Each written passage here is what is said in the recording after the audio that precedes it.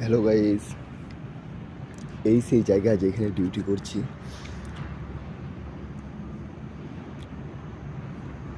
জায়গাটা খুবই সুন্দর। এখানে আমাদের পতাকা উত্তোলন হয়। এটা ডেলি রুটিন। সকাল 6টার সময় পতাকা তুলবে এবং 5:30 সময় পতাকা নামাবে। এই পতাকা তুলে আমাদের কমান্ডো এই ভিউ খুব সুন্দর জায়গা। এই গেট যেখানে আমি ডিউটি করছি, ওই রুমটা হচ্ছে আমাদের রেস্ট করার জন্য রুমটা।